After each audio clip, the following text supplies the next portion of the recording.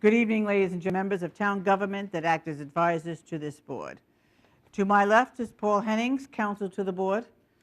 To his left is David Flynn, assistant planning director. To his left is Tom O'Brien, a planner in the planning department. To his left is John Bongino, town building director. Now let me tell you why you're here tonight.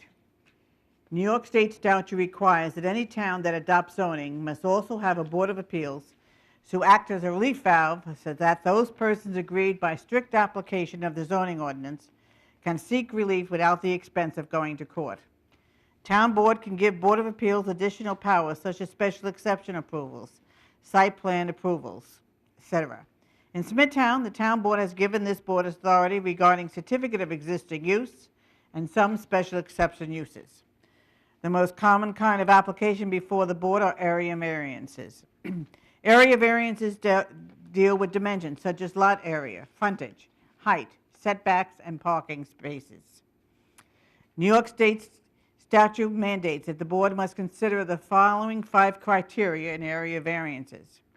When you come to the podium to present your application, you need to address these 5 areas. They're posted here for you.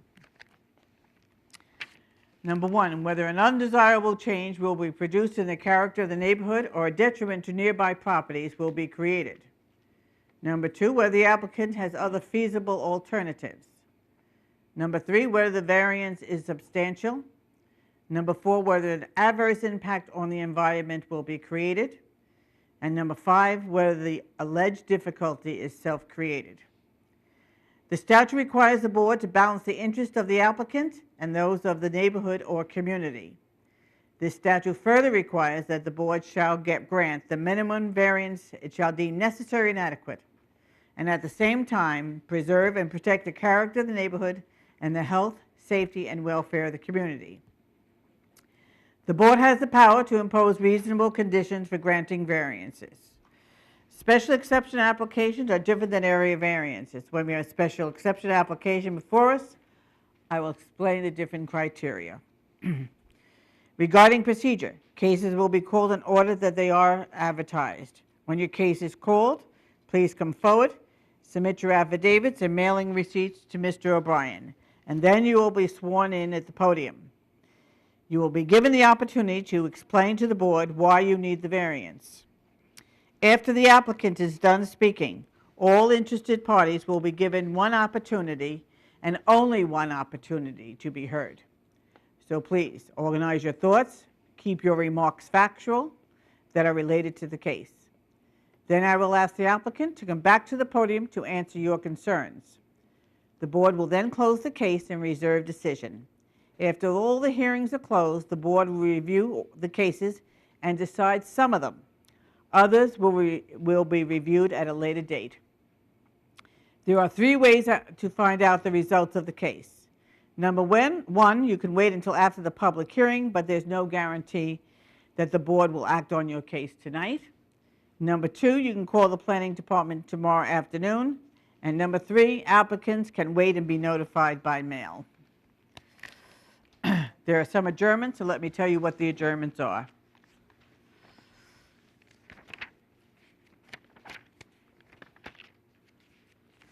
First adjournment is case 16637, Gregory Talone, 3 Golden Ridge Court, Comac. Anyone interested in that case? Okay. That has been adjourned to April 10th. The next case is case 16590, Mobile Storage Group. That is on Jericho Turnpike. That has been adjourned to 3/27.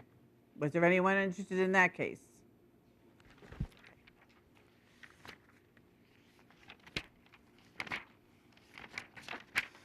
Okay. First case tonight. Case 16628, John Lamb. 8 Orienta Avenue, Lake Grove, location west side of Orienta Avenue, north of Lakeview Avenue, Lake Grove, property zoned R10. Request variance to reduce the minimum rear yard setback from 35 feet to 14 for an existing 343 square foot deck. May I have your name, please? It's Christina Aiello, Morano Expediting, 4 Hamilton Court, Quorum. I'm You the have a power- agent. You have a power of attorney? Yep, I submitted it. Okay. All right. Let we raise your right hand, please. Do you swear to tell the whole truth and nothing but the truth? Yes. Thank you. All right, you want to tell us why you're here, please? We're here to request permission to have a variance granted for an existing wood deck. It is 48 inches above grade at its highest point. It's been existing for over 20 years. The homeowner had begun to file permits at a certain point. His wife became very ill. She's since passed. He received a notice that the permit was still out there and needed to be filed, so he's doing that at this time. We submitted drawings and photographs. If you have any questions, I'd be happy to answer.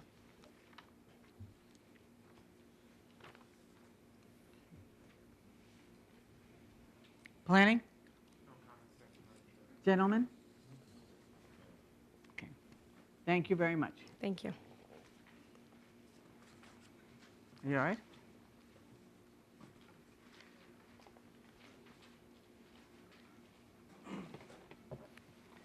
Is there anyone here that would like to be heard on this application? Come up, please. You can sit down, please. Go up to the podium, please. I'm going to ask you for your name. You're going to have to spell your last name and give me your address. My name is Suzanne Olson, Suzanne-Olson. My property... Your address, please. 5 Sewanaka Avenue. Sewanaka, Seawanhaka Avenue, All right. Nesconset. Raise your right hand, please. Do you swear to tell the whole truth and nothing but the truth? I do. Thank you. You want to tell us? My concern is, I've lived there for 6 years, and my question is, if this has been in existence over 20 years, why was the permit sought within the last 6 years? Because I believe the owner's wife passed away 3 years ago. Just this board, please. Oh, sorry? Okay. I really can't answer it. I guess that the building department realized that the permit was opened, and they then inspected it again. John? From what I can see, the application was submitted, I would say, about 2006. Our planned reviewer reviewed it and sent a letter to Mrs. and Mrs. Lamb that more information was required and that a variance may be needed. Apparently, the information was not submitted, so that the application just stayed open at that time. Okay, but so therefore, no one knows why a permit was not sought until 2006? Why was not sought? No, I don't know that answer. Okay, that was my only question. Okay. Are you have any objections to this deck, or is that what you're here for? No, I just was curious as to, are there plans in the works to have it enlarged or something? No, it's Okay. just to legalize it. Okay, I have no problem with that. Okay, thank you so much. You're welcome. Is there anyone else who'd like to be heard on this application? Okay. Hearing none, I'll entertain a motion to close the hearing. So moved. Second. It's readily moved and second. All in favor? Aye. Aye, motion carried. Next case is case 16629, Garrett Forte, 9 Brewster Avenue, Fort Salonga.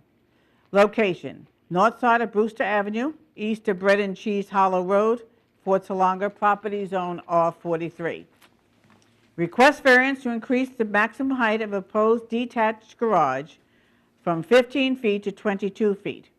Increase the FAR of a proposed detached garage from 750 square feet to 893 square feet. Madam Chairwoman, I'm going to recuse myself from this matter. Okay. Got your mic?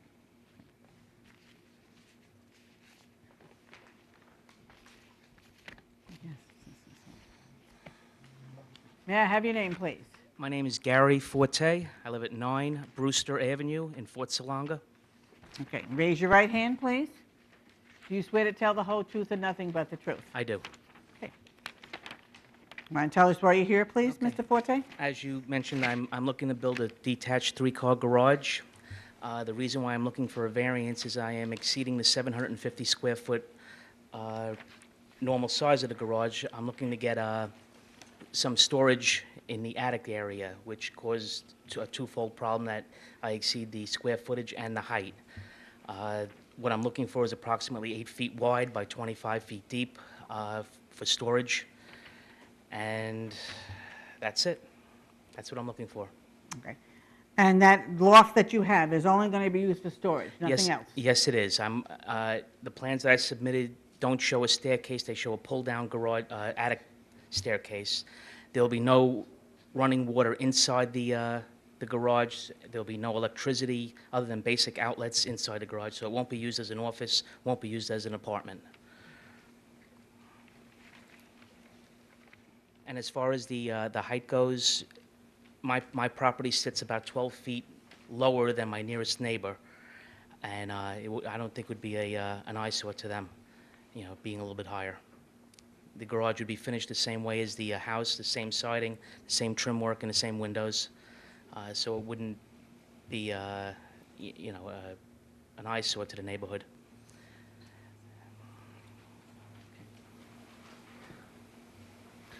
Okay. Planning? Just a few comments, Madam Chair.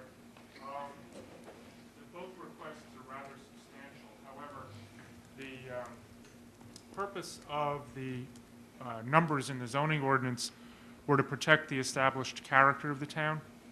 And most of the lots in the town, about 65%, are in the R10 district, which is about quarter acre. So 15 feet would probably be the maximum height to be in the character of an R10 district. But this is in the 1 acre zone, and it could still be out of character, except as Mr. Forte said, this property is on a slope that goes sideways across the property. So on the east or on the right-hand side, as you're looking at the property from the street, the neighbor's uphill. So from eye level on the neighboring property, this would appear to be about the same as a 15-foot high garage if the land were level. With respect to the 750 square feet versus 893 square feet, it's basically the same idea. A garage larger than 750 on about 60% of the homes, 65% of the homes in Smithtown would, in most people's opinion, be out of character. At least that's my belief. But in this situation, it's a 1 acre zone. The lots are large. I don't think that this would be an impact, and I think the circumstances are sort of unique here with respect to the terrain. So if the board decided to grant it, I don't think it would create a precedent. Thank you so much. Gentlemen? Okay, thank you. Is there anyone here that would like to be heard on this application? Hearing none, I'll entertain a motion to close the hearing. So moved. It's regularly moved in second. All in favor? Aye. Aye. Motion carries. Okay. Thank you so much. Good night. Good night.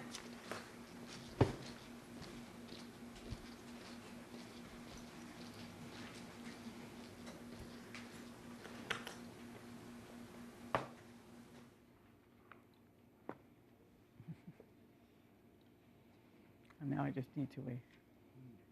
I'm just waiting for the other board member to come back in. That's all right. You can he's coming. Yeah. When a board member recuses themselves, we usually ask them to leave the room.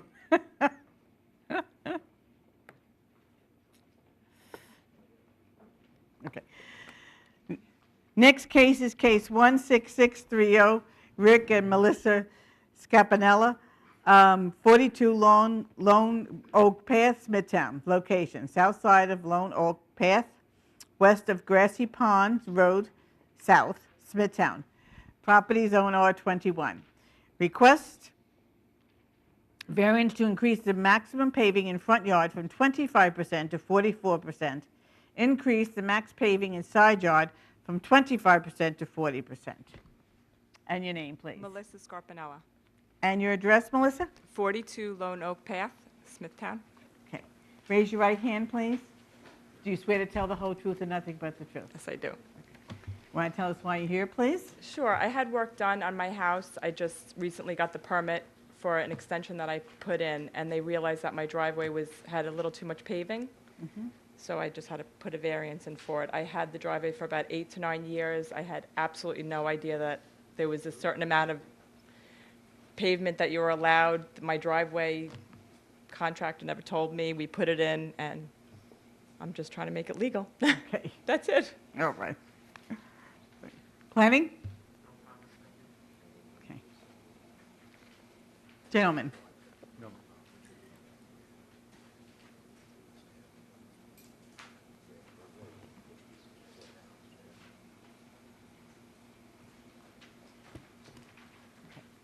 Thank you so much. Thank you. Have a good night. Thank you. Is there anyone here that would like to be heard on this application? Hearing none, I'll entertain a motion to close the hearing. So moved. Second. It's ready, moved and second. All in favor? Aye. Aye. Motion carried. Okay. Next case is case 16631. Robert and Gail Carter, 34 Hodge Street. Well, that's not the location. The location is 2 Oak Street. Location is south side of Oak Street, west of 3rd Street, Nesconset Property Zone R10S. Requests variance to reduce the minimum front yard setback from 25 feet to 0 for an existing 6-foot fence. Reduce the minimum rear yard setback from 35 feet to 9 feet, 9 feet existing, for an existing 336 square foot porch converted to living space. And your name, please. Robert Carter. Okay. Can you just lift that mic so that they can hear you? Okay. Yeah. Robert Carter, Good, thank you. And your address, please. 34 High Street, Sayville. Oh, okay. So you don't live at this house? No. Okay. Raise your right hand, please. Do you swear to tell the whole truth and nothing but the truth? Yes. Okay, thank you. Want to tell us why you're here? My mother passed away about 2 years ago. The house fell to me. She did some alterations over the course of her lifetime there without permits, and I'm trying to get the permits to legalize the house.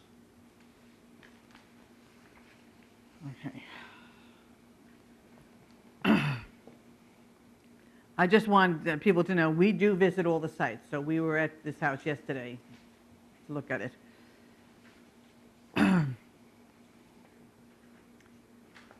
You realize that you have that fence going all the way through to the front yard, right to the end? Yes. Okay. Planning? A couple of comments. With respect to the addition, the rear yard is obviously very small. However, the original house looks like it was built long before zoning, and it was set toward the back of the property. If the application hadn't, or I'm sorry, if the structure wasn't built yet, which my understanding is the board looks at applications like this as though it's not built, I think we would be looking at, or you would be looking at, whether or not there are feasible alternatives. I don't know the floor plan of the home. There may be a feasible alternative. On the other hand, in inspecting the site with 2 board members, including yourself, the character of the neighborhood seems to be sort of eclectic. It's an older, I guess it was originally bungalows for the Lake Ronkonkoma area that have been converted to year-round use, probably in the 1950s and 60s. So it may not be out of character, in this particular parcel. So remember, this parcel is at the end of a dead-end street. Yeah. I don't know, it's a difficult thing from a planning standpoint. If you were planning a town for the future, you certainly wouldn't do it this way, but Smithtown in this part of town is stuck with this. The house was built, like I said, for some reason the builders put it way toward the back of the property. On the other hand, the fence, I'm not sure if that serves a purpose, being that high, that close to the street. It looks like that at one time it enclosed a pool, but the pool, it looks like a pool was filled in and paving stones or pavers put over the top. So it doesn't seem to serve a purpose anymore. Based on that, I think we would recommend at least partly approve the fence in the front yard and partly to deny it. The portion facing the street seems less significant than the portion next to the neighbor to the north. Okay. Gentlemen, any?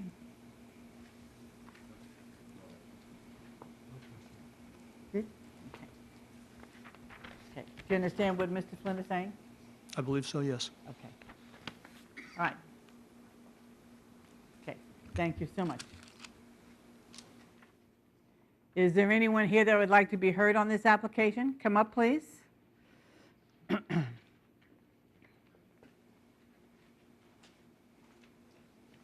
good evening. Ann Garrett, 4 Oak Street.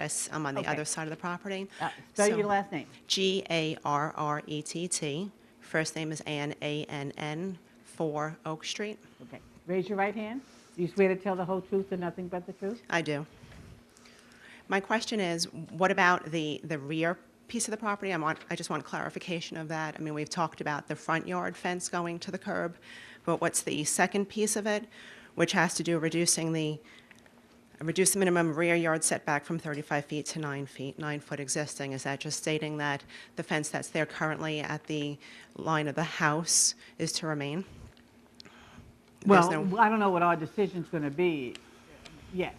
I mean, So we're not seeking anything, we're just seeking to keep it's that just, the yes, same? it's the front yard fence that it needs the variance, Okay. not the rear yard. And if a decision is made on the rear yard fence or the opposite front yard fence, there's no impact to the other side of the property, possibly one day going to a 6-foot fence to the curb?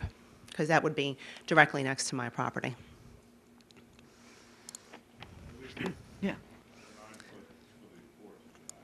Okay. I just wanted to confirm that any change that is made is just to that one side of the property, not the other side at all? Right. Okay. All right, thank you. Okay. Yeah. Just 2 other points. Sorry about this, but one is when we were in the field, we could tell that where the Where's the addition. gentleman? Let's let him come back up. Sure. Come on up, please. Mr. Flynn wants to add something. The addition to the rear was part of the original house. Remember, we saw the foundation was Right. rusticated block around the porch and addition. So apparently, the roof and columns and stuff were there, and the foundation apparently was just closed in. Forgot to mention that. Okay. The second thing is the fence encroaches on public property a little bit in the front. And the planning department would recommend that if you approve part of this, that it be approved subject to moving the fence onto private property. Okay. All right. I don't know what the decision's going to be as far as the fence is concerned. We may ask you to move it back. I don't know how many feet, but we will let you know our decision. Okay. All right? All right, thank you. Thank you. Okay. Was there anyone else? Okay. All right, I'll entertain a motion to close the hearing. So moved. Second. It's really moved and second. All in favor? Aye. Aye. Motion carried.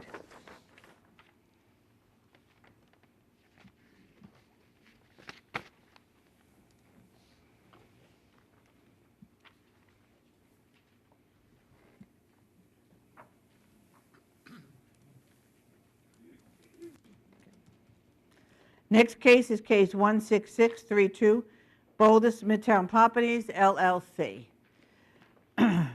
Location, northeast corner of Nesconset Highway and Mount Pleasant Road, Smithtown, property zone NB. Variance to reduce the rear parking setback from 100 feet to 50 feet. Permit environmentally sensitive land, depth to groundwater less than 10 feet to be altered.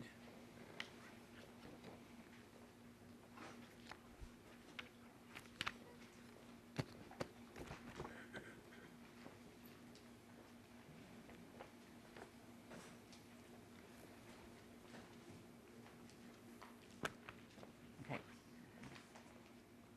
Okay. I see that there are a lot of people that would like to speak after this presentation. I will allow everyone to have one opportunity to speak. Please make sure that your remarks are factual, that are related to the case, and I would ask that you please, there will be no calling out from the audience, but I will give everyone an opportunity to be heard. All right? Mr. King? Donald King, 75 East Main Street, Kings Park, New York, for Insignia Restaurant and Tony Scotto.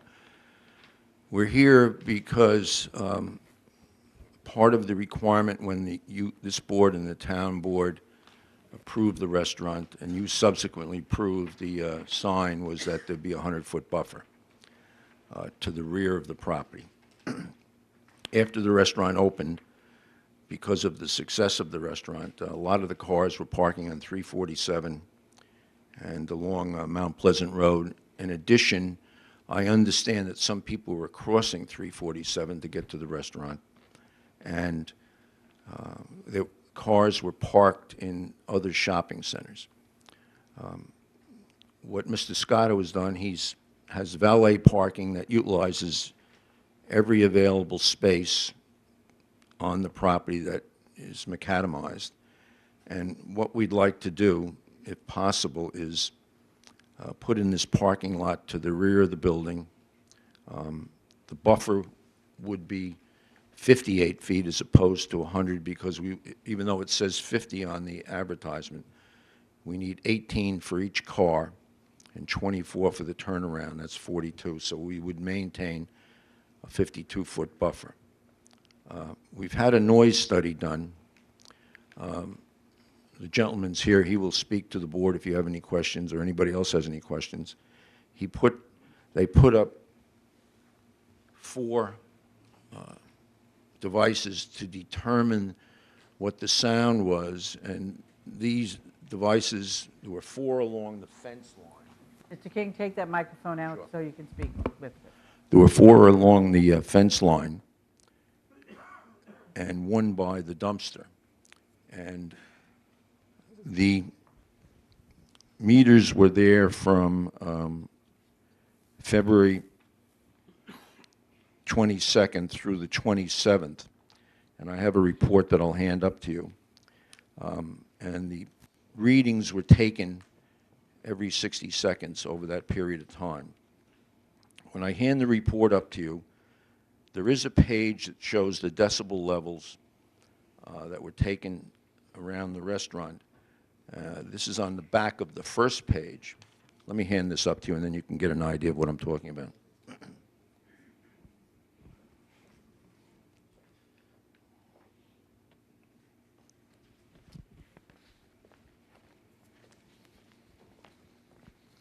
Share this.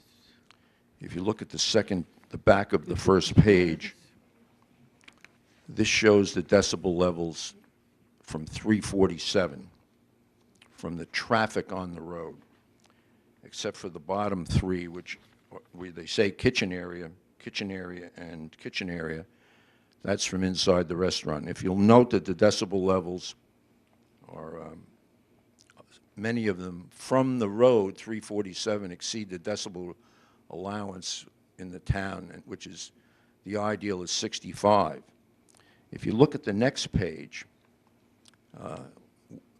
where the meters at the rear of the property along the houses, and they show you the overall average of each of those over those days, the minimum level and the maximum level, and you'll note that all are well below the noise requirement, or the suggested noise requirement of 65 decibels.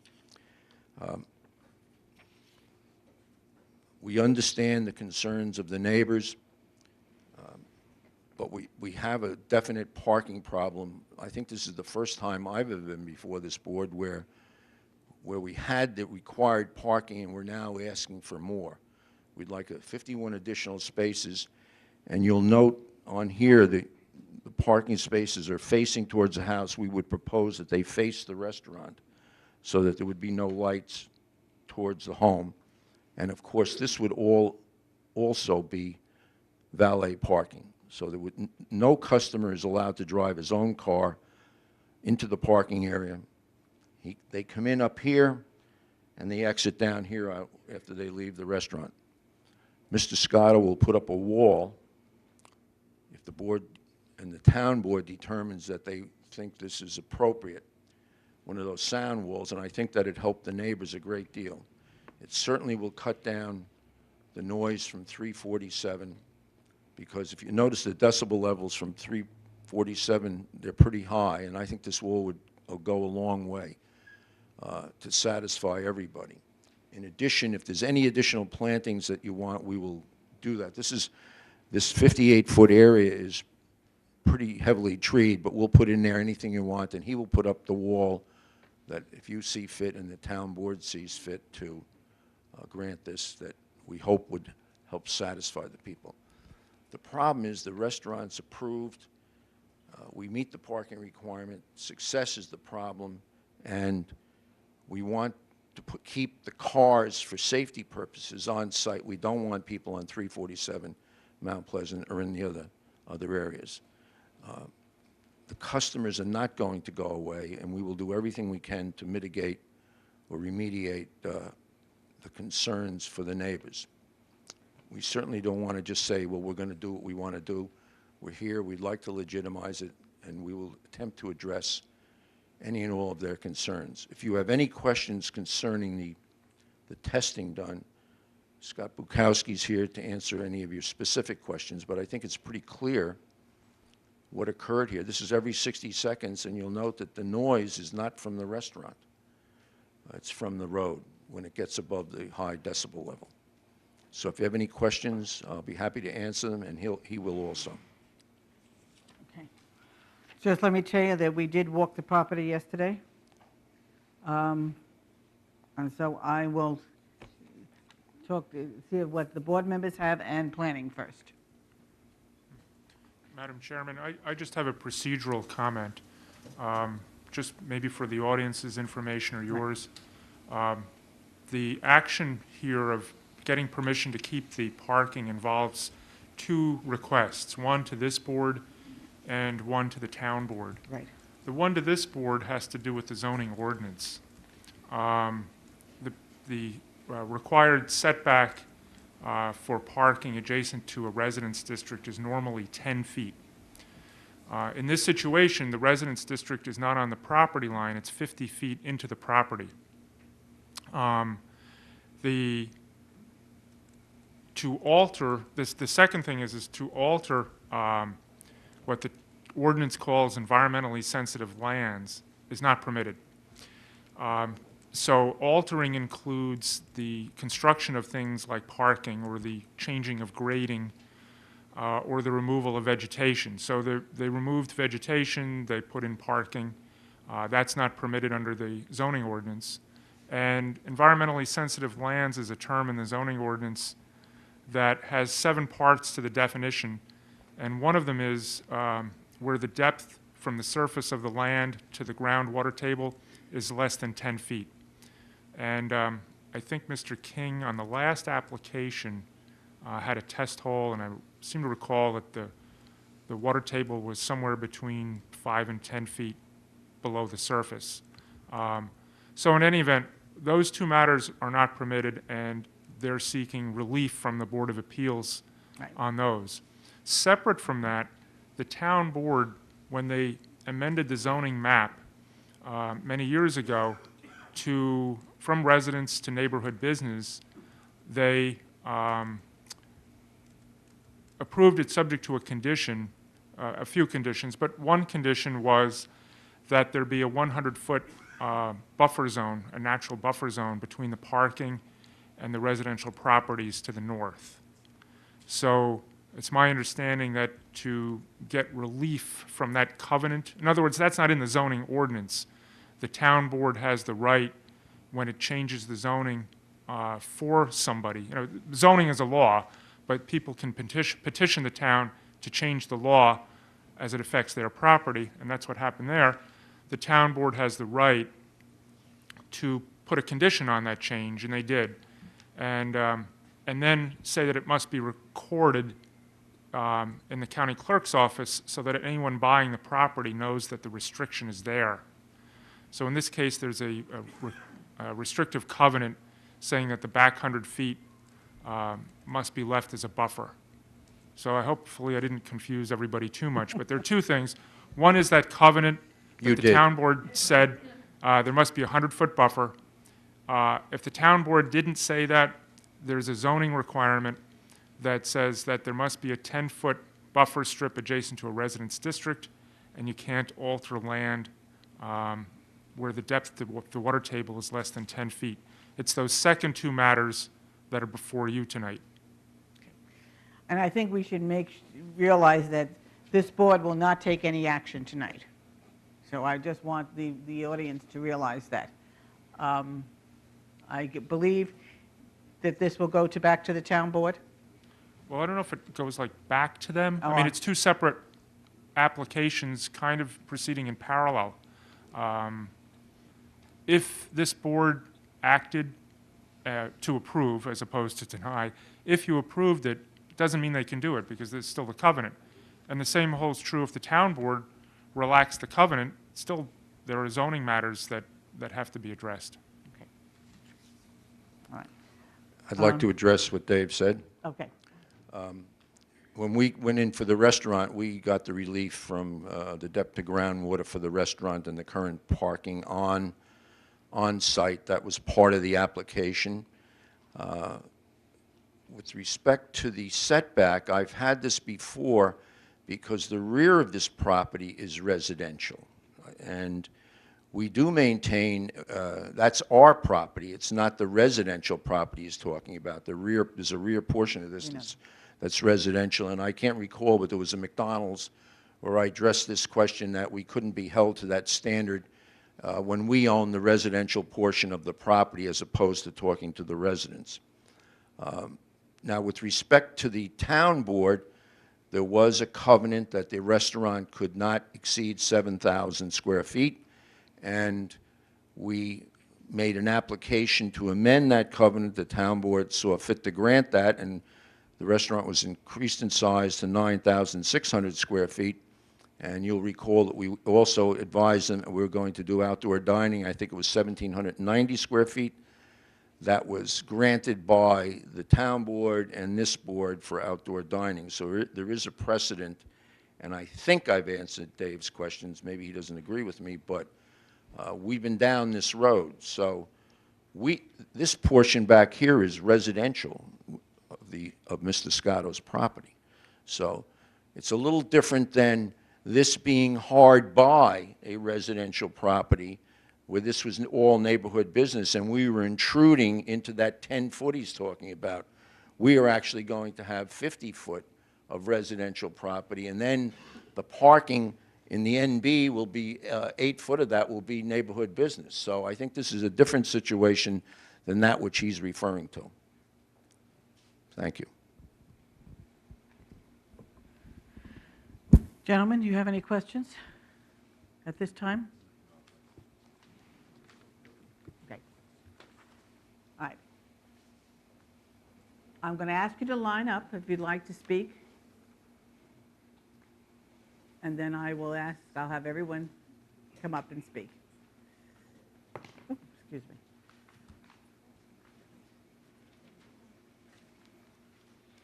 Come on up, so please. Okay. Let me have your name, spell your last name, address, and I'll swear you in. My name is Larry Vetter. Last name is V as in Victor, E-T-T-E-R. I reside at number 18 Brillner Drive in Smithtown. Raise your right hand. Do you swear to tell the whole truth and nothing but the truth? Yes, I do. Good. Okay. My house is one of the 7 homes that abuts the easement that's immediately next to the Insignia property. And I had an opportunity to see this drawing last night. And I noticed something last night, and I see it's the same here. I didn't notice any provisions for drainage in the new area that is looking to be paved. I didn't see it last night. I don't see it here unless I'm missing something. And yeah, so my concern is that this is environmentally sensitive land. The depth of groundwater is actually 7 feet. I'm well aware of that. I've done test borings on my property, and it's close enough to the property there that it's probably pretty close to the same. And there, when the initial building was built, the initial parking lot was built, a great deal of effort went in by both the town and the builders at that time to ensure that the drainage would be as close to natural as humanly possible. I know that when you do some alterations, it's never going to be exact, but in this particular case, they tried to make it as natural as possible due to the fact that the drainage impacts greatly not only the houses immediately abutting the area, but all the houses within the entire neighborhood behind that, and I'm not even sure how many houses that includes in there. So I would think that if you were going to cover more area with macadam, that you would also consider the drainage in there as well, too, and I don't really see that. And on top of that, the other concern in there with the drainage is that the area that's currently filled in, that you've seen in the back there, that's filled in with gravel, Right. that was a depression area back in there. I think it was deliberately put in there in the first place. It acted, for want of a better term, as a mini recharge basin. In fact, during periods of heavy rain, you would see water accumulate in there and then slowly leach back into the soils again in there. That area now has been filled in and compacted and no longer exists as a leaching area in there. So my primary concern is what's going to happen to the groundwater impact. And the one thing I do know is that if it's not on the drawing, I can assume that it's not going to happen, just like I've heard about a sound wall, but I see a stockade fence on the drawing, so I have to assume that that's just talk as well, too. Well, if they say they're going to do it, we make that a condition, they will have to abide by that condition, if we make that a condition, Okay. all right? And I will have, after everyone's finished, I'll have them come back, and I will talk about the drainage issue. All right, thank you. I appreciate it, Okay. because I didn't hear it mentioned, and I know it's condition number 4. Okay, Thank you. thank you. Hi, my name is Lorraine Vetter. I live at 18 Brilner Drive in Smithtown. Raise your right hand. Do you swear to tell the whole truth and nothing but the truth? I do. Go ahead. I actually have a neighbor that lives on the block who is one of the 7 homes, and he is unable to come tonight. He wrote a letter, and with your permission, I'd like to read it. Of course, go ahead. Okay, thank you. His name is Donald Rossi, and he gave me permission to read this. It says, "My name is Donald Rossi, and I have resided at 12 Brilner Drive for 38 years. I have several concerns regarding the proposed parking extension. First and foremost is the water table. Last year, at the eastern end of our street, the town spent thousands of dollars clearing drainage streams so that I and my neighbors would finally be free from the fear of a flooded basement. Any proposed change in the use of the land in question could have a negative effect on that water table. Secondly, the area in question has always had a slight grade facing south, away from our homes, assuring us that water flow would not be a problem. The parking extension area, without the approval of any variance, incredulous as that is, has already been leveled using crushed stone and has no grade at all. Whatever parking area that is eventually agreed upon must have a southward grade so that water flow be channeled in its original direction. In time, the top layer of the parking lot will solidify, preventing rainwater from seeping down as opposed to running off the surface. If the area in question is to have any type of permanent footing, such as blacktop, then it would be common sense to mandate that drainage sewers and aqueducts be installed to channel this water away from our homes. A change of several inches in the water table would not have effect on the restaurant since there is no basement, but it would be a major problem for myself and my neighbors. My second reservation addresses the quality of life. I have a 4-season patio which has glass panels in the cold months and screening the rest of the year. For the past several months, with those glass panels in place, I still hear the noise from the cars parking as well as seeing their headlight beams as they come and go. When the warmer weather arrives and the patio is now screened, the situation will be that much worse. My family has always enjoyed the beauty of our backyard, and it is unjust to have it wrongfully taken away. The 50-foot buffer zone is not wide enough nor dense enough to negate this problem. The original plans of the restaurant and adjacent parking took in the quality of life for the neighborhood as well as the needs of the restaurant.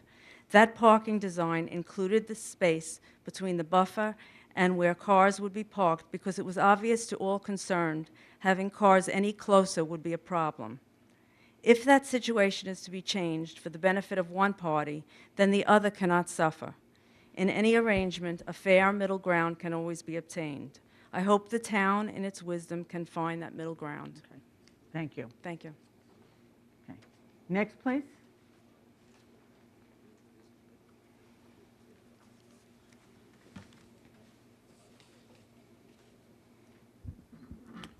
Good evening. Matt Setaducati. Spell your last name. Does everybody have to suffer through that? I apologize in advance to you. It's S as in Sam, E, T-T-E, D as in dog, U-C-A-T-I. Not bad. Your address. 16 Brillner Drive. Okay. Raise your right hand. Do you swear to tell the whole truth and nothing but the truth? I do. Thank you. I, too, am one of the 7 property owners, but I wanted to clarify for everyone here. There was a contract drawn between the previous owners of the property and the 7 owners of the adjacent properties that abut the 50-foot environmental easement, which states that we have unanimous control over anything that goes on in that area. I have the documentation to show that as well. It has to be unanimous and written, is what it states. So I don't know that that 50 feet can be counted truly, as Mr. King was saying, because the control of that property is not solely theirs, is one thing that I wanted to bring up. I would also like to say that this issue sort of touches on every one of those issues listed on that board. First of all, I want to mention that there is currently a town investigation into the noise issue by the Public Safety Department. I've been recording nights where the sound has been loud into the late hours, sometimes until 1 or 1:30 in the morning. And you know, I had just commented to my neighbor this evening how we hadn't really heard anything for the last couple of weeks. Well, now we know why, because they were doing sound testing. I have records that clearly show that the issue with the noise stopped the weekend before the sound testing. The other thing I would like to make clear to the board, in case it's not already, this issue of parking, originally when they came before the board, they said that they wouldn't need extra parking because they're not increasing the seating, they're decreasing the seating. Well, that's true, but the reason they need all this parking is because of the bar area. I live right next door. I drive past it every day. The parking lot is not full until 8:30, 9 o'clock at night. This parking is exclusively for the bar area, for which they play disco music until very late at night. The sound has gotten better over the last couple of months, but it's still audible. My children sleep in the rear bedroom of my house. I have small children, and they have difficulty sleeping at night. You know, I've tried to call them and ask them to turn the music down, but you know, obviously they're running a business. I understand that, but my quality of life has already been severely impacted by that. With the addition of this parking lot and the removal of some of those trees, it's magnified that issue. Another issue is security. I have a police report on file that just this past weekend somebody hopped the back fence into my yard from their property and then took out a section of my fence in the front to escape my property. I didn't know at the time that that's what they were doing. I just knew there was somebody on my property, so I called the police.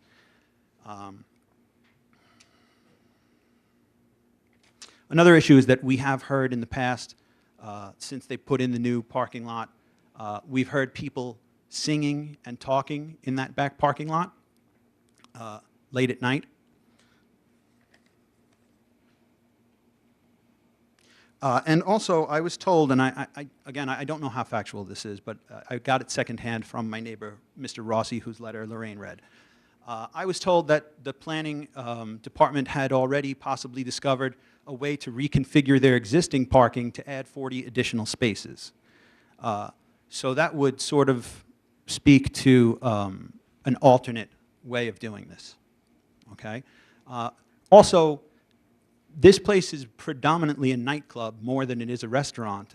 I mean, the hours of the bar are much longer than the hours of serving dinner, and that, to me, is out of character with my neighborhood. Okay. That's pretty much it. Thank you. Thank you so much. Next, please. Anthony David Sedidicati, same spelling as that gentleman's. Okay. I don't know who he is. Good. I reside at 70 Juniper Avenue in Smithtown. Okay. Raise your right hand. Do you swear to tell the whole truth and nothing but the truth? I do. First, I'd like to say that I'm against this application. But even though I am against this application, I do want to congratulate Mr. Scotto and his organization for bringing so much prosperity to Smithtown, and they have provided a lot of positive good. But when one person makes money, legally, that's great. When they violate the town codes, as this restaurant company has, not only the sound codes, but also the parking codes, as they have already put this parking lot in place, then it's something that's a little bit different, and I really can't commend him for that. I did watch the Smithtown channel when the first hearing on this property was done, and Mr. Scotto promised that he would be a good neighbor. And at that time, I had all faith that he would be a good neighbor. I don't think he has been. This property has, in addition, there are other ways that this parking problem could be solved. As anyone knows, in the front of their property, there's a large ditch between the restaurant parking and 347. Why don't they fill that in and provide parking in the front of the building? Also, on a short-term basis, they could rent space. They have valet parking already, so that no pedestrians would be endangered, just the valet guys who would be professional operatives. They could park in the large parking lot across the street or in Friendly's parking lot, and they could rent space from there. So there are other alternatives that they could follow to continue their prosperity, which I wish that they do prosper, but not at the expense of devaluing the homes in the back. And I have one question for the board. Many years ago, my home was robbed. They took $10,000 worth of my wife's jewelry. The perpetrators were caught, and they were given several years in prison. Why is it that when anyone violates a town code that devalues the properties around there for several $1,000s, they're only given a summons and a fine that's paltry? And it is paltry. And I'm sure that the fine that they were given for violating the town code was far less than the proceeds of 1 hour of operation at their peak operation. So that does not seem fair, because these 7 homeowners, their properties would at least be devalued by $10,000 by the operation of this restaurant. And it just doesn't seem fair to me that they would have to suffer this. Thank you so much.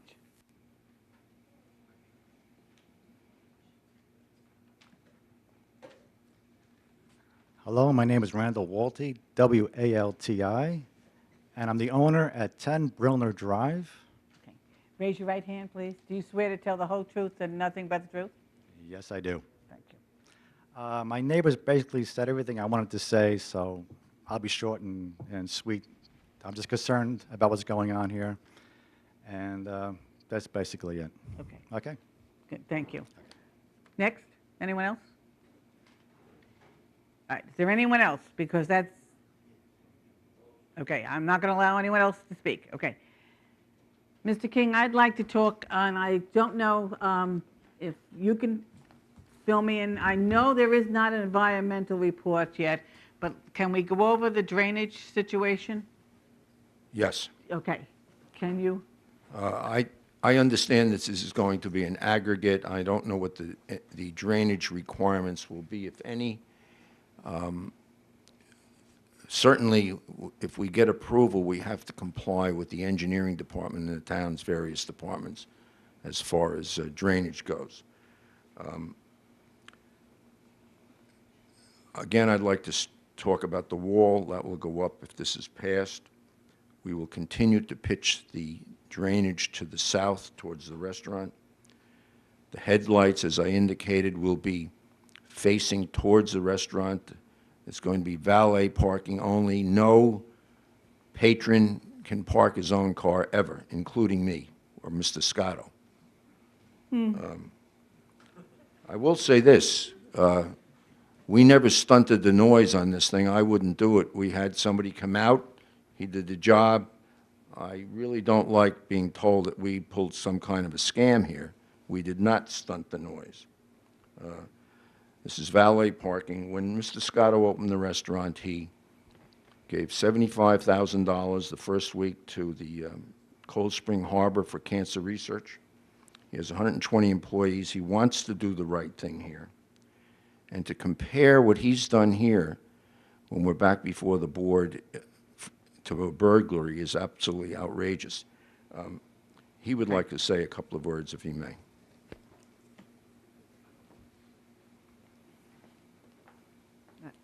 Mr. Scotto, I need to swear you in, so give me your first and last name. Anthony Scotto, S-C-O-T-T-O. Okay, and your address? 39 Sterling Lane, Port Washington, New York. Raise your right hand. Do you swear to tell the whole truth and nothing but the truth? I do. I promise to be a good neighbor, and I am a good neighbor.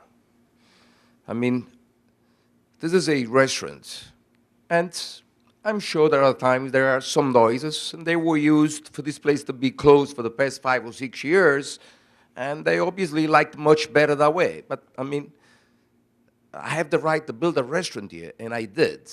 I didn't build a nightclub. This is not a nightclub. This is a family restaurant. Yes, on Thursday and Friday, we have some music. We don't play to 1:30 in the morning. The music goes to about 11 o'clock at night, and that's about it. So, I mean, if somebody's hearing music at 1 o'clock in the morning, it can be from Insignia. This is not a place for the benefit of one person. This is not a place for Mr. Scotto to solely make money. This is a place for the community. This is a place where a lot of people benefit from it. You know what? The lawyer that I hired benefits from it. The gentleman that's working on the sound benefits from it. Okay? The guy that built this place benefited from it. 120 jobs. Don't forget that. In a time where the economy needs so bad, these people benefit from it. People are entitled to a job. When I opened, not to say it again, you know, the first week I gave the proceeds to Cold Spring Lab for cancer research. People that have cancer hopefully will ultimately benefit from it. So I'm not this bad guy that some people would like to portray me by. I'm a nice guy. I do a lot of good things. And when they start to tell you that, you know, I should be really punished and maybe I should be put in jail and not just given a fine, I mean, I think that that's ridiculous and it's going way, way over. I'm a nice guy. I'm here asking you to approve this application. I hope that you are able to look at the large picture and not at the small one. And I will do whatever I have to do so that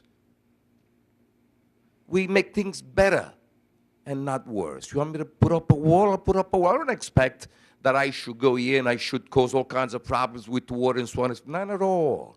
Not at all. I will be willing to do whatever I have to do. I've opened up 40 restaurants in Long Island and outer Long Island, a couple hotels. I'm known as a nice person. I only do nice things. I never do anything to hurt anybody. That's not what I was taught by my mother and father. I'm an immigrant. I came from Italy when I was 18 years old. I've been working for the past 50 years, an average of 6 days a week, 14 hours a day. That's what I do. Okay. That's all I Thank you. got to say. Thank you. Thank you very much. Okay. Did you want to say anything else? Okay. I'll entertain a motion to close the hearing. So moved. Second. It's really moved and second. All in favor? Aye. Aye. Motion carried.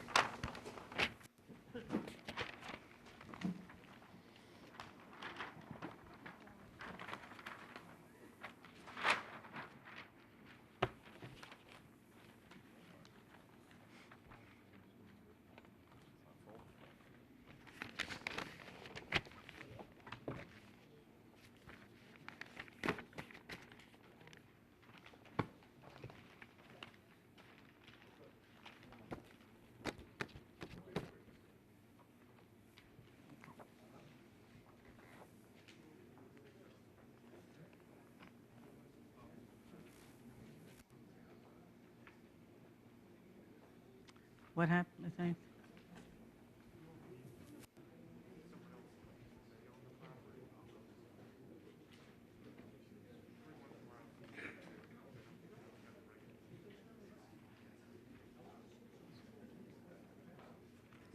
All right.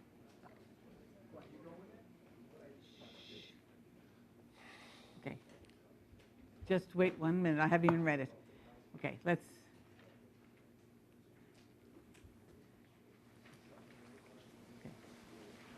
Okay.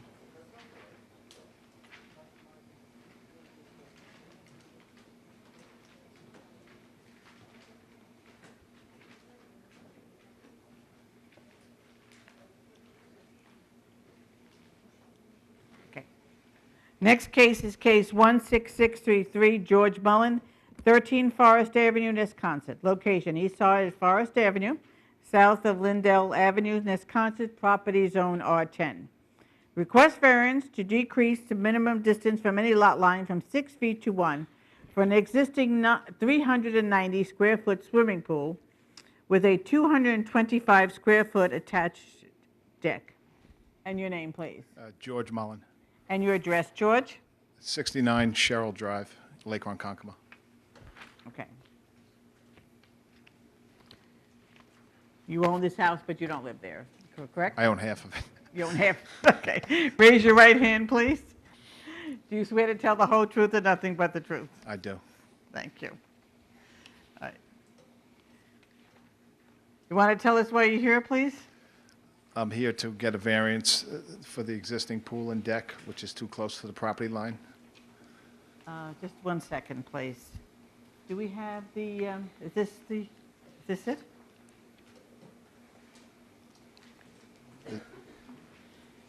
This is it, huh? Yeah, I can. Yeah, that's what I'm looking for. Thank you. Can you, you want to, can you share that? No, you can look at this. They can share, or they can share with me. They just look. Sure.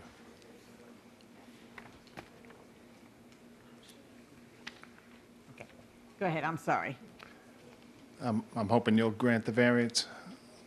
Like 3 kids that use the pool and their friends, sometimes. I wish I went for the variance before I put the pool up. I again imagine you built the deck. Yes. Yeah, built the deck. Right. And you didn't realize that you couldn't be 1 foot from the property line? I can't say that. I put it up. I thought it looked nice. The backyard's kind of small. If it was closer to the house, I don't think it would have worked too well.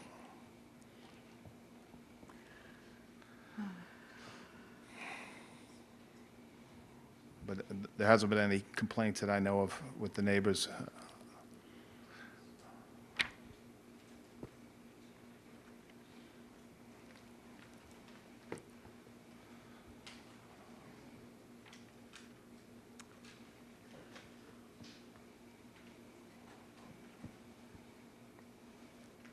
You know, this is not a unique situation. I mean, it's very difficult to be 1 foot from the property line.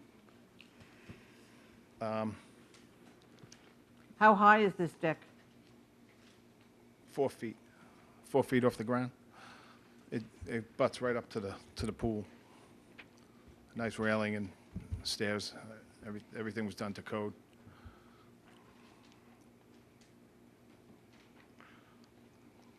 It's, you know, it's been a nice part of the family, at least they tell me. One of the concerns is that when you build a deck like that close to the property line, it kind of impacts the neighbor. It's on the other side of the fence. If you're standing on the deck, you're basically looking down on them over the fence. Well, there's a lot of shrubbery around it, and you know, we're pretty good friends with the neighbors right next door. The back part, I guess it would be the north end, there's an awful lot of shrubbery. You never see the man who lives in that house, ever. When we grant the variance, it's forever, so they can move out. And the person doesn't like the fact that you look over the fence at them. They come back and they complain to us. Well, the neighbors to our left, they actually rent from the aunt and uncle. They've been there the whole time we lived there. We've been there 18 years. They were there way before us. I guess this is... The man to the behind, I've only seen him like once when I knocked on his door because his cesspool was overflowing into our yard. Nobody's ever complained. There wasn't a lot of loud music going on. Yeah. Okay, thanks. All right. Planning, is there anything? From alternatives, as the board sometimes says, the fact that you put it up doesn't mean that the board is going to take Right. punitive action and punish you for putting it up without a permit. On the other hand, the board doesn't give leniency to people who put them up first. Otherwise, everybody should just do what they want and then get approval. So looking at it as though it's not up yet, what about alternatives? I mean, could it be somewhere else? Could it be somewhat smaller? What would be the difficulty of being further from the lot line? You mean if there was nothing there? If it weren't there yet, I mean... It would have to be a lot smaller of a pool, because if it gets any, it's kind of, it seems like it's in a real nice spot. You know, the house was built in 1911. Actually, it was moved there, from what I was told.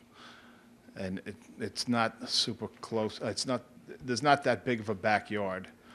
And certainly didn't want to have it on the side yard. The problem seems to be a little bit more the deck than the pool. The pool is 2 feet to the backyard, and the deck is 1 foot to the side, right? Yes. It's more the deck, I think, than the pool. How big is the deck? 225 square feet. 10 by 22, or? What is it? I can't read it on this. I made 2 plans, like, because it's so small, the regular plan. It should have something Kind of a little regular shape. Is it 10 by? Well, it's 10 foot on the one side, it's 20 foot wide, and it looks like it's about 12 or 14 feet on the other. On the side. Is there an alternate configuration for the I know it would be a hardship, but is there an alternate configuration for the deck that would accomplish your objective with being able to use your pool and have a deck next to it, but not impact the neighbors or any future neighbors that may move in there? Well, the way it's constructed with all the, you know, we overbuilt it, and I know there's a huge header right along the back of that north side, which borders the man who lives in the back.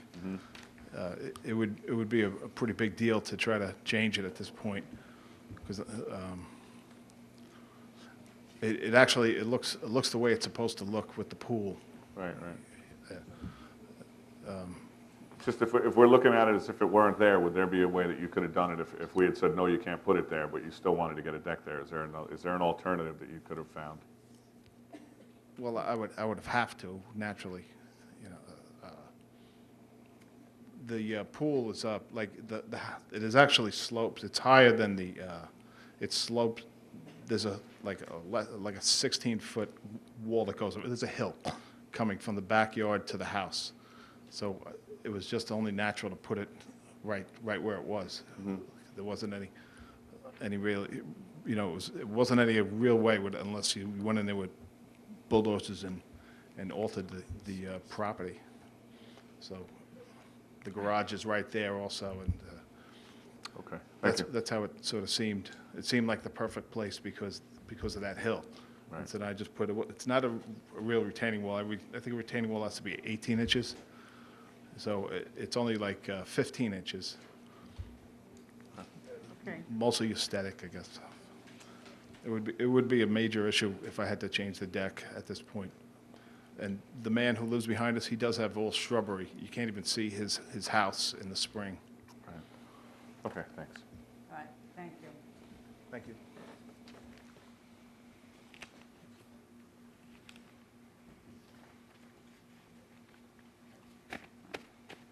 Is there anyone here that would like to be heard on this application? Hearing none, I'll entertain a motion to close the hearing. So moved. Second. Is ready, moved and second. All in favor? Aye. Motion carried.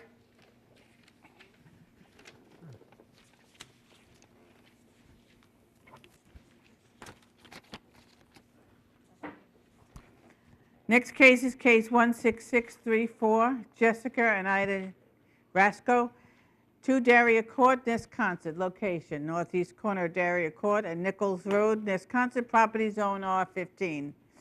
Request variance to reduce the minimum front yard on Nichols Road from 45 feet, 30 feet existing, to 0 for an existing 6-foot fence. And your name, please? Ida Rasco, and I live at 2 Dara Court, Nesconset, New York. Okay. Raise your right hand. Do you swear to tell the whole truth and nothing but the truth? Yes, I do. First of all, I wanted to state that I'm going to make sure I accentuate the 5 points because I do hope that the board has a favorable decision. I'm seeking a variance to change I live on a corner house, the corner of Dara and Old Nichols Road, which is a very busy road, and I'm looking to change the setback for what's considered to be my front yard, which is actually the back section, to leave an existing fence at the 0 right on our property line. The first thing is that I don't believe that it would produce an impact because if you are standing or if you're in a vehicle in our road, we're not in the sight distance, so our fence does not block any view as cars are coming in and out of Dara or Salvatore Court. The second thing is that I don't believe that the request is substantial because similar fencing is in existence in the neighborhood. And the big part for me and my husband is the safety and security reasons. As our house is on a main road, I honestly didn't know how much traffic we would have on that house prior to buying it. I probably wouldn't have bought a corner house. But you could imagine that in the summer with Gibbs Pond Park, and we get a lot of different people coming in and out the park way past the hours of operation. And in addition, we do have a pool, which requires a fence. I don't believe that the benefit can be achieved by an alternate because, as I mentioned before, Old Nichols is a very high-traffic road. And actually, prior to the fence being installed, you get so much noise you can't really even hear yourself talk in the back. And I needed to decrease the visibility from the road to obtain privacy from the street, where it couldn't be obtained in another way because our property tends to slope a little bit down towards the Old Nichols Road. The fourth reason is the variance would not cause an adverse effect on the environment. Primarily with our swimming pool, we would need safety and security fencing to keep people out. And it's fencing that you customarily find in most neighborhoods within the town. It's not unique in nature. I actually made sure I drove around and took a look at the neighborhood fencing. And there seems to be a precedence, based on others, and not being prejudiced, but I actually think I put up a really good-looking fence. It did cost quite a bit of money. So if the board doesn't mind, if I could bring you up some pictures. We were there. We don't need. Okay, did you see the neighborhood fences? Because that's what I took pictures of fences in the neighborhood. The last thing is the difficulty was not created by the owner. It says if the difficulty was created by the owner or former owner is one of the 5 points. I don't think we created the difficulty. The fence really came into play with the swimming pool and keeping people out and for the safety and security of my 3 girls, which you see here. And recently I've even had more reason to get concerned. I know you laugh because you think everybody says this, right? But like I say, I did not know that being on a corner house, I didn't know how much traffic we'd get from Gibbs Pond. And I'm honestly here telling you, had I known that, I probably would not have purchased that home on the corner lot. And just recently, I could look on the date on here, on February 24th, even with my 6-foot fence on my 0 property line, more than someone, a few people decided to gain entry, break through the fence and damage our property. And I'm a mother who stays alone with my girls at night as my husband goes off to work because we have to make a living. And I would not feel comfortable if the board did not grant, the variance so that we're able to maintain that. So I am very heartfelt seeking your approval on this. And I think that if you look at the aesthetics of our fence, I don't think it implicates anything to make the community look worse. I think it actually does a pretty good job of blending in. We have quite a bit of brush that almost you can't even see our fence as you're driving down. Initially, when I went to the town, it's funny because David is sitting there and I thought, hey, I said, I did a real good job. I made sure we didn't put it right on the property line because it was really set back. And, we went through and he schooled me a little bit and I found out, well, guess what? You put it right on the property line. So initially, when I was going to ask for my variance, I thought I wasn't on the property line. So that kind of was something I learned the day I went to submit the paperwork. So I wanted to know if you guys have any questions. All right. Let me just tell you, it's very rare that we go and give you a 0 for a 6-foot fence on a corner property. However, we were at your property yesterday, and from my understanding now, there's no one across the street from you from Nichols Road. On the other side, there are no homes there. No, it's actually like some town fencing and a sump, I believe. Yeah. Right. So that may be in favor for you. Oh gosh, I'm crossing everything. But like I said, I'm only one person on the board. But I will ask planning. I think when you look at the area, it's a little different from a lot of 6-foot fences. Across the street is a town recharge basin with a 6-foot fence. I do think the person contiguous to the east might be somewhat impacted, but not from a safety standpoint. I don't think their driveway would be blocked by someone leaving the property.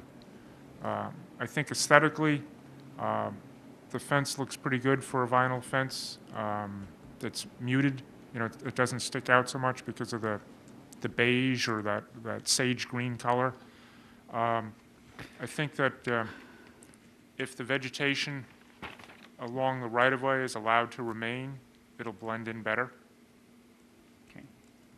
Yeah, we have no plans to remove that. I actually like it because it does create a buffer in the summer when everything's in bloom, which helps with the sound.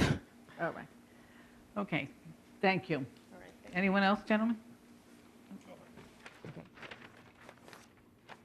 Is there anyone here that would like to be heard on this application? Hearing none, I'll entertain a motion to close the hearing. So moved. Second. Larry moved in second. All in favor? Aye. Aye, motion carried.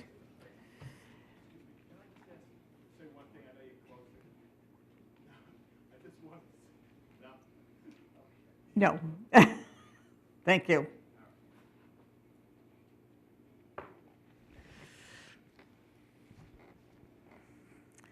Next case is case 16635, Arthur Krantz, 35 Hill Avenue, Wisconsin. Location, north side of Hill Avenue, west of Specular Lake Drive, Wisconsin, property zone R10. Variance to reduce the minimum front yard setback from 40 feet to 29 for proposed 2,212 square foot, two-story dwelling with a 132 square foot porch. And your name, please? Richard Daly, representing Arthur Krantz. You have a power of attorney? I have a power of attorney up front. You need to give that to the attorney.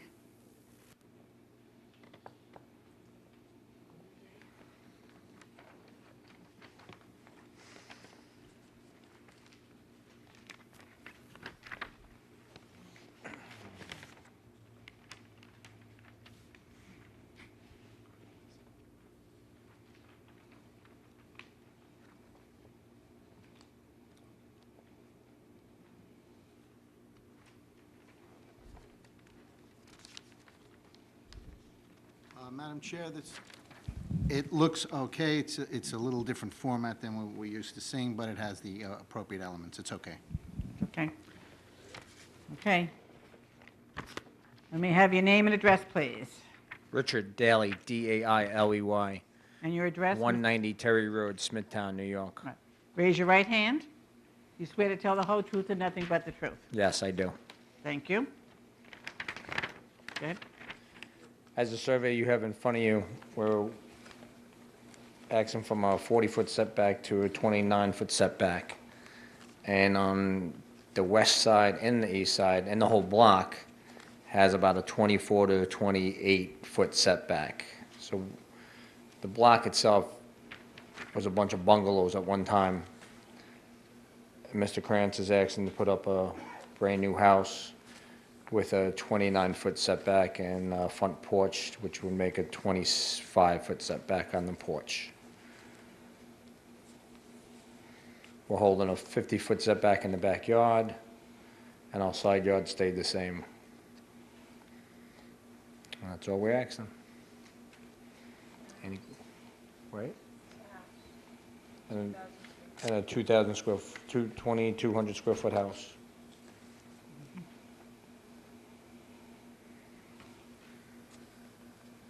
Planning? Gentlemen? So it's going to be 25 feet to the porch? Yeah. Because you're only asking for 29. 29. 29 is the house. But I think we have to have, Yeah. I just noticed that too.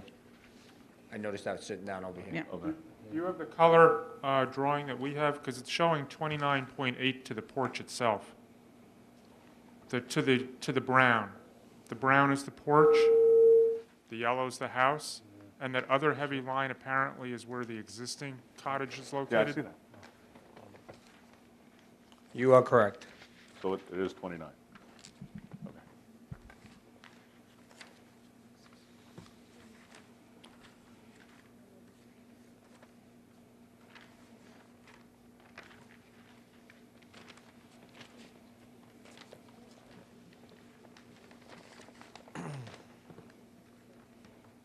We have health department approval already. We're just waiting for the town. Okay. Any other questions, gentlemen? Okay. Okay, thank you so much. Thank you very much. Everybody have a nice night. Thank you. Is there anyone here that would like to be heard on this application? Hearing none, I'll entertain a motion to close the hearing. So moved. Second.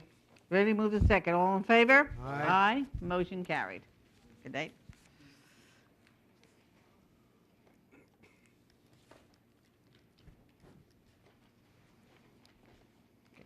Next case is case 16636, Leonid Flyshaker, 12 Nicola Lane, Wisconsin. Location, north side of Nicola Lane, east of South Hillside Avenue, Wisconsin, property zone R10.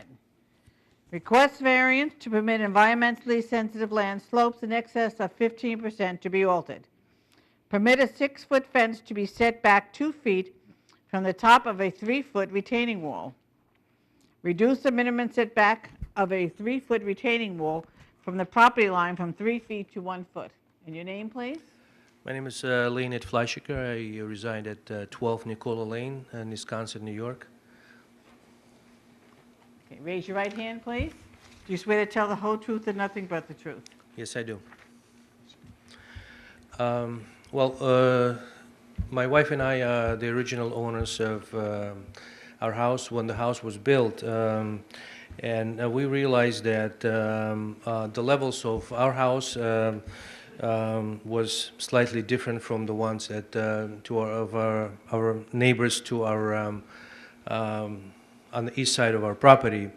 And then we, in order to put up a fence on our property, we had to level up our property to bring it up a little bit higher. So the person who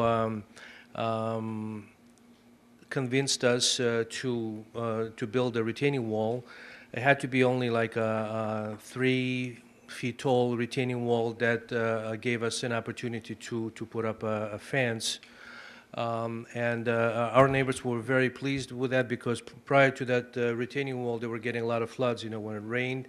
And when we built the retaining wall, that problem disappeared because we leveled the property. We gave both of our houses, some separation along the house line, the property line, and they shared the cost of the fence that we put up around the house. So basically, on one side, on the south side of our property, the highest point of the wall is only 3 feet tall, and then when it goes around the corner, it goes all the way down to maybe like 1.5 feet. So we asking for the variance in this particular case. It seemed to us that both parties benefited from this retaining wall, and the only reason why we did not apply for the variance prior to building the wall was just we were misinformed by the person who built it, and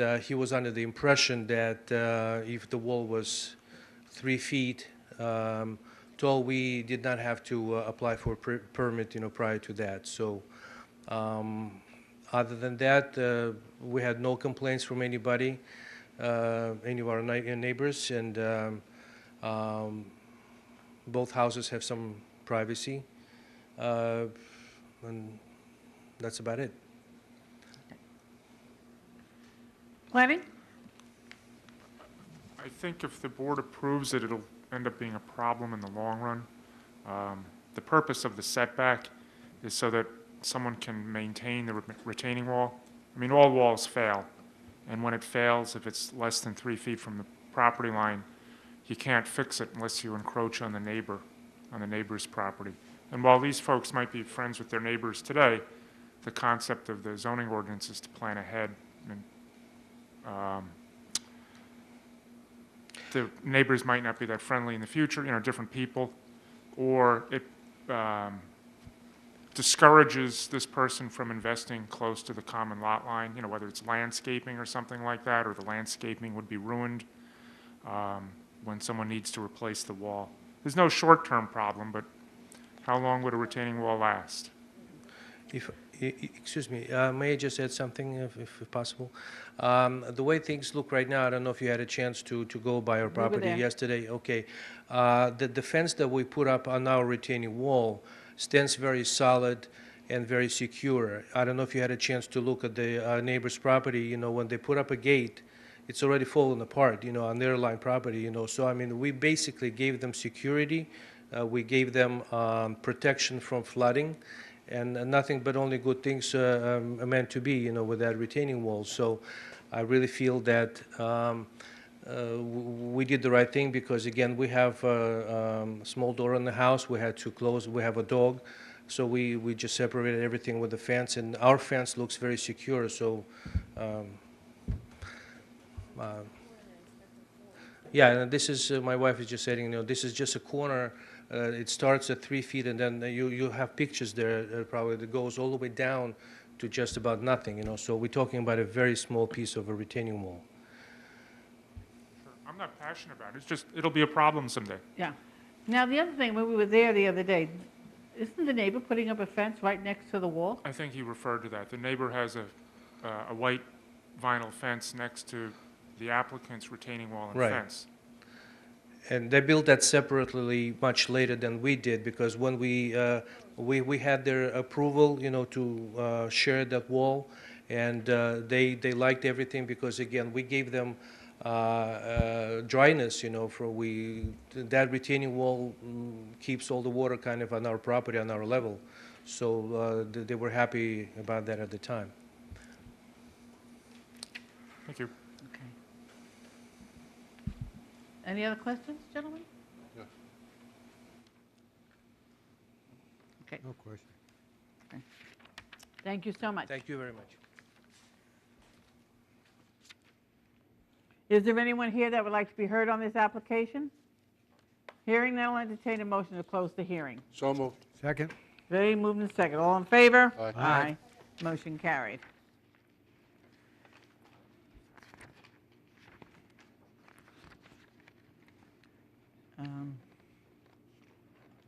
I guess they're welcome. Okay. Okay. You are welcome to stay, but we'll be here quite some time, so, yes. So whatever you'd like to do, you can call tomorrow afternoon if you want, but you're more than welcome to stay. I would say we'll be here at least another couple hours.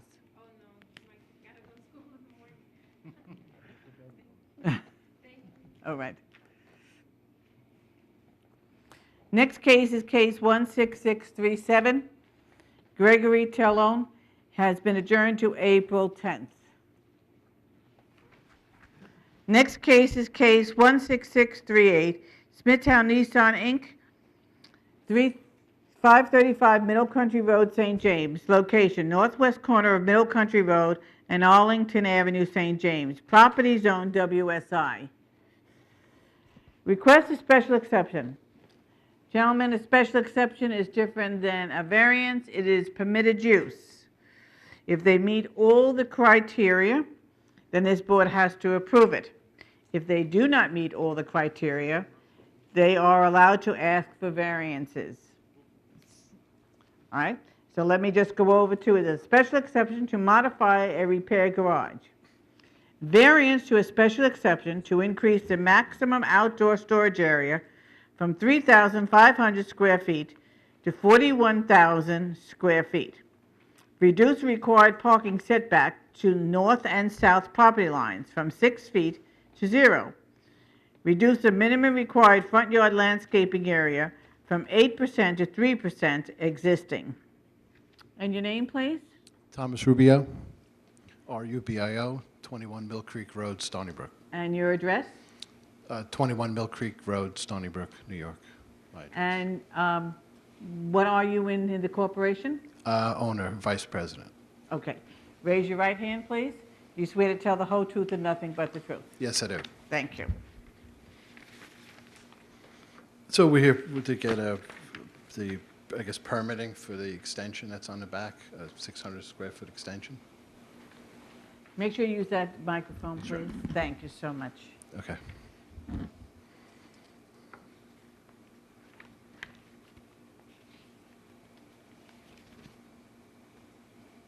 Okay. So, yeah, Did I swear you in? Yes. Okay, you did good. already. We're all good. Yes, we're here for the, to get that permit, and I see we have there was something sent to me today about some conditions on Yeah. the paperwork. The PAR, did you see those conditions? Yes, we did. We don't have a problem with really any of them. I think all the trees are being, going to be preserved. Bollards could be installed for the trees. Outdoor lighting would be in compliance. And fences are 6 foot currently, all the fencing. The only thing we noticed when we went there yesterday, that, you have outdoor storage underneath that shed. Correct. That cupboard, Correct. okay, that cannot stay there, Okay. okay? The shed or the? Yeah, well, it's not the, I guess, the covering. Right. Either you can enclose it or Okay. remove the outdoor storage. Okay. That's Right. for, okay, that's for the shed or for the lean-to roof? Leave to him, The lean-to? Okay. okay, am I correct? He can enclose it. yeah. Okay. So it's either enclosed or removed? Or remove The the outdoor storage. Okay. The shed itself, what about the shed sitting there? I don't know how the people feel if there's going to be any problem with the shed. Okay, it doesn't matter either. Okay. All right? And then I see on it doesn't say in the conditions on the photo, closing in one of the driveways. Is that a condition also?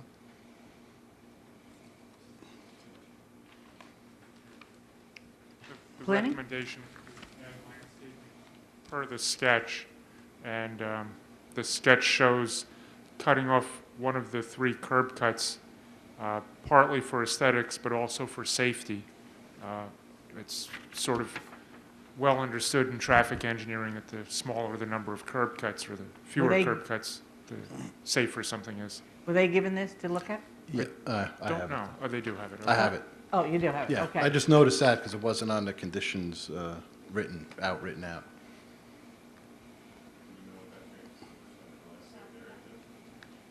Do we know what that changes the percentage of landscaped area to? I don't. I could find out. Well, it'll definitely would increase what's there Yeah. because you're closing in grass in that area.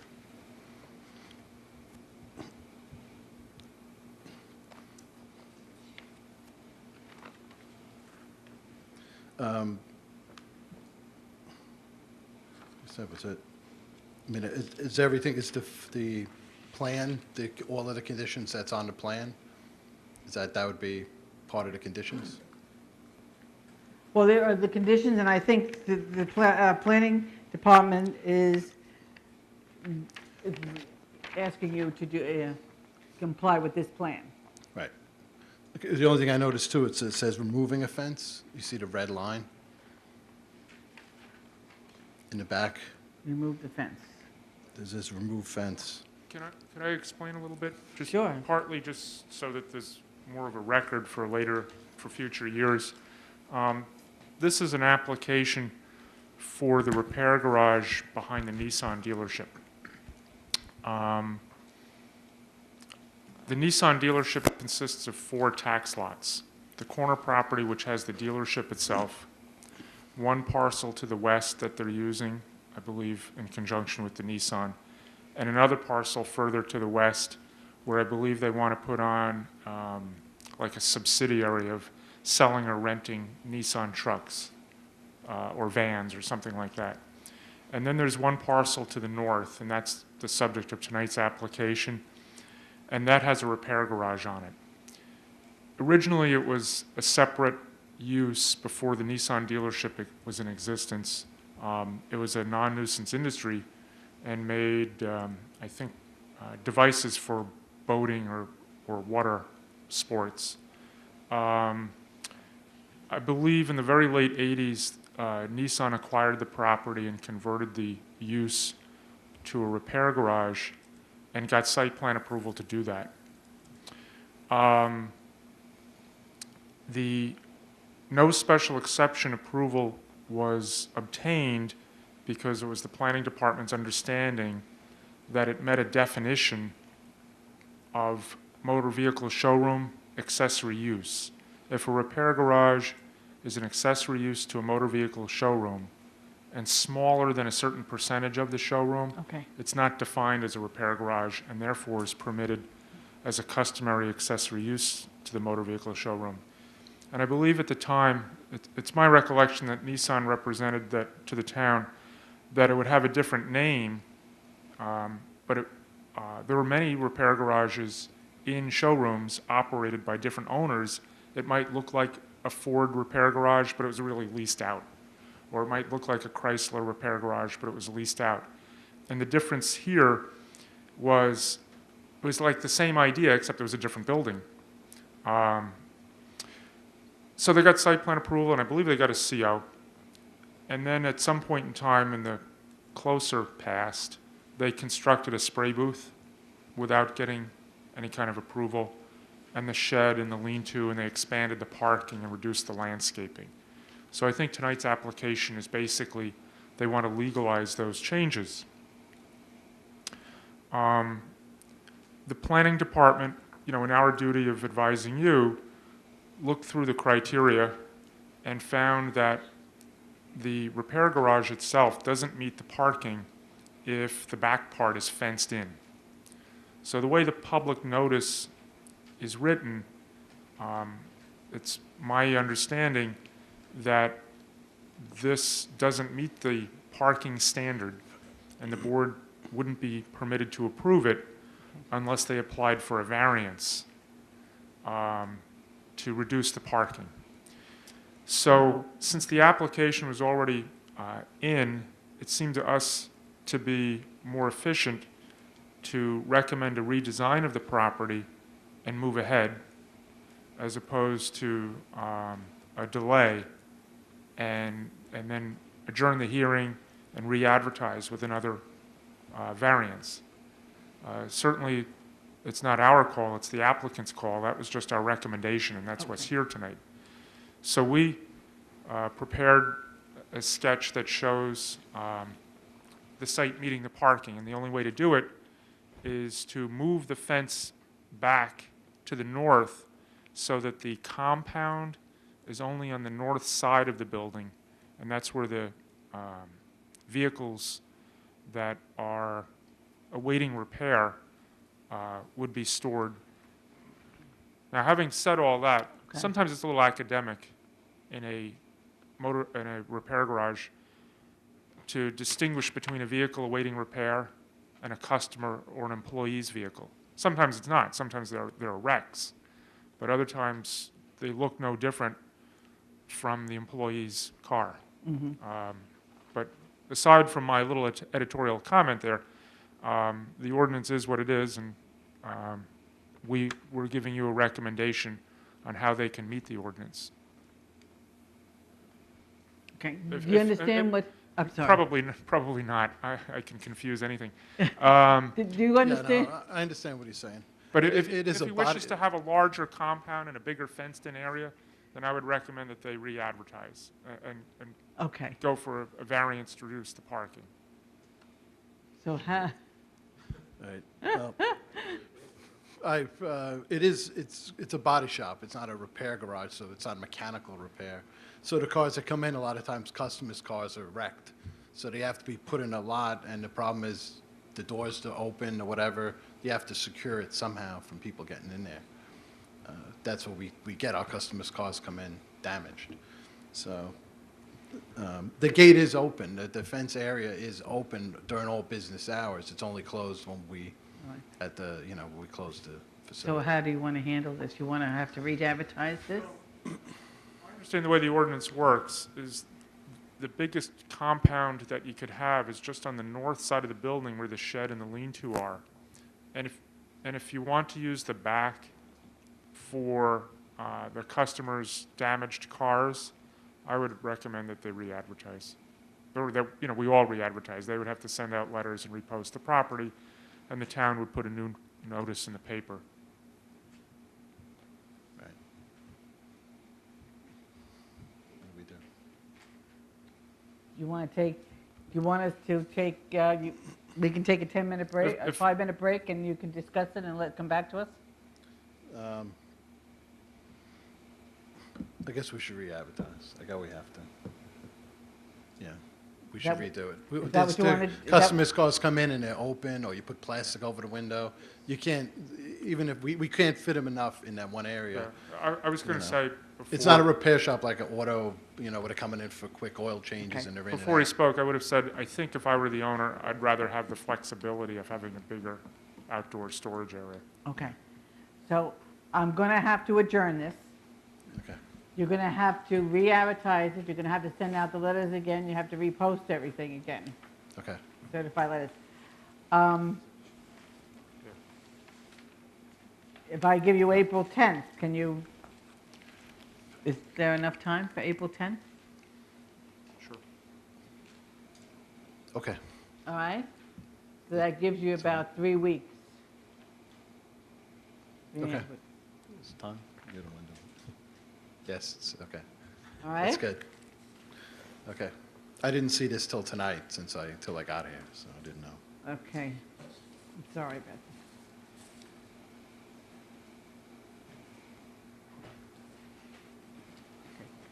Was there anyone in the audience that wanted to speak? All right, so I have adjourned it to April 10th. I guess you have to get a new denial, too. You're going to have to go back to the building department. Correct? No? Well, legally, they don't need one, but we would appreciate it if you got one.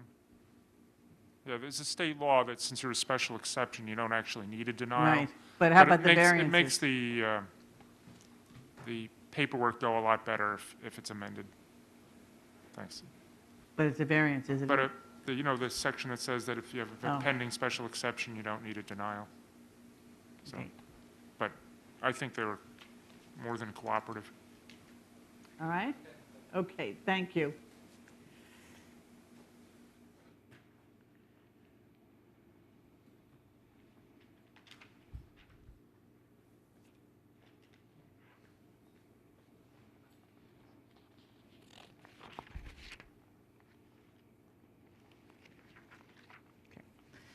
Right. Next case is case 16638, Christopher and Tracy George. Am I right? 39, I'm sorry, 16639? Okay. 38 Seminole Drive, Comac, location, southwest corner of Seminole Drive and Cherokee Lane, Comac, property zone R10. Request variance to reduce the rear yard setback from 50 feet to 37 for an existing 360 square foot deck. Well, good evening and thank you. Appreciate everyone sticking around tonight. My Let me name's have your name. Christopher George. I reside at 38 Seminole Drive, Comac 11725. George, George. Okay, raise your right hand. Do you swear to tell the whole truth and nothing but the truth? I do. Thank you. That's my wife, Tracy. Thank you for staying, honey. I'm here to apply for a variance for an existing deck that it's on the back of my home. Going down the areas of consideration, the deck is consistent with the neighborhood. Many homes in the area have similar type decks. The deck, quite frankly, is not real visible from the street. It's directly behind the house. I'm on a corner lot, so it was built specifically behind the house. The house is professionally landscaped with landscaping around it to block the view for the resident behind me, as well as the resident to the side of me. The request is for the rear setback to be reduced from 50 to 37 feet. Item 2, I really can't achieve any other method. The deck is connected to an existing deck that a permit has been issued that goes around the pool. It's a bi-level deck. I was advised by building that's a separate permit which has been issued. I don't believe the variance is substantial. It's only a 13-foot setback. The house that's behind me is another 13 feet beyond the property line, again with trees that are in excess of 40 feet to block the view. I submitted some photographs to show the privacy that it really doesn't impede on either of my neighbors. And those were winter pictures when spring and summer comes, when really we're using the backyard. Everything's kind of in full bloom and full leaves, but you really can't even see each other. During the winter, we're not even back there. Item 4, there's really no impact environmentally with the deck, and it was self-created. Mm-hmm. How high is the deck around the pool? I believe it's 40 inches. Oh, around the pool? Yeah. That's the lower deck. That's a separate permit. I Right. think it's 24 inches or so. It's a semi-in-ground pool that's, half out of the ground. That deck is around the pool.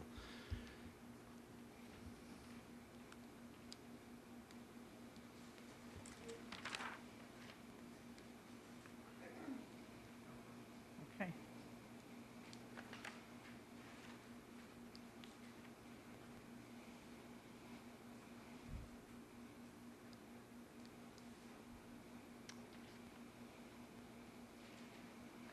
Any questions, gentlemen? Okay.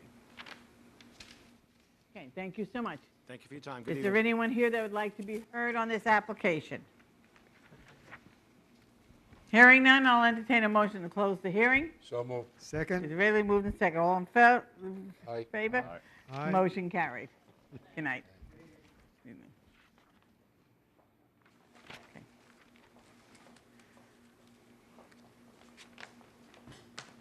Next case, okay.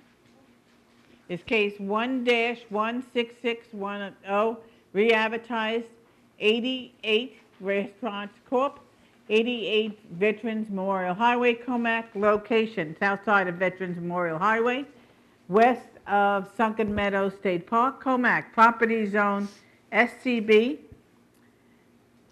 Request a special exception to permit outdoor dining. Variance to reduce a special exception standard that requires outdoor dining to be 150 feet from resident district to 41 feet. Your name, please? Carmine Grasso of Cataldo Grasso Architects, 14 Carl Avenue, Smithtown. Okay, raise your right hand. Do you swear to tell the whole truth and nothing but the truth? Yes. Okay, you submitted a power of attorney? Yes, I submitted power of attorney, all the mailing and posting affidavits, and the mailing receipts. Okay, thank you. Okay, do you want to tell us why you're here, please? Good late evening, Madam Chairman, members of the board. I see I'm going to have a captive audience here tonight. Sure. Thank you, sir. I represent 88 Restaurant Corp. In their application for a special exception to permit outdoor dining at the new restaurant they opened up in the location, which formerly Charlie Brown's. It's called Grill 454. The restaurant opened in late November of 2011, and it's been pretty successful, actually. And as the spring and summer approach, my client would like to provide outdoor dining for his patrons. I had submitted a letter to the board when I put in my application stating excuse me, that the application meets all of the 13 general special exception standards as stated in section 322-94G of the town code.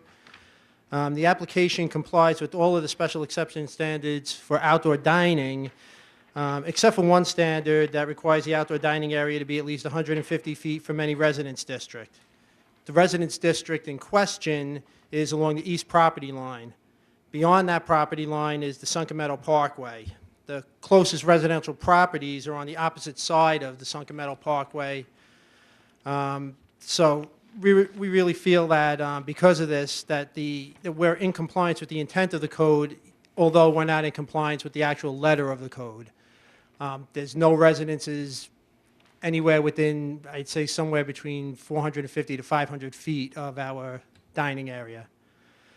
As far as the area variance considerations are concerned, the variance would not produce an impact on adjacent properties of the neighborhood, again, because it's a residential property is the Sunken Meadow Parkway, so there's no residences there to be impacted by it. We feel it's not substantial because the dining areas are pretty small in relation to the entire site. And, I mean, as I'm sure you've been by the site, very large shopping center. This is tucked in the corner of the shopping center. We only have 1,700 square feet of dining area that we're talking about. It couldn't be achieved by an alternative because due to the orientation of the building, the outdoor dining area winds up being close to that residential district. It would not cause an adverse effect on the environment because the property is still going to maintain more landscaping than it's required by the zoning ordinance. The ordinance calls for 15% landscaping. The property right now has about 18.9. It's only going to drop to 18.7 with this change.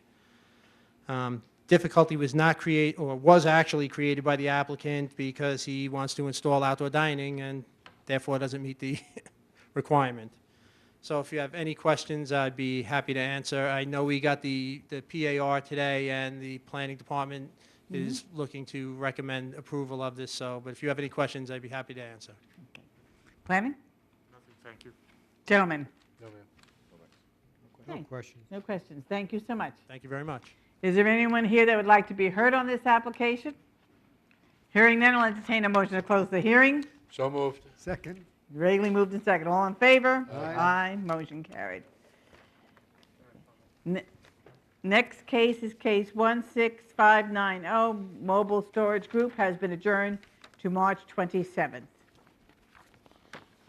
That concludes our hearings for tonight. Thank you so much.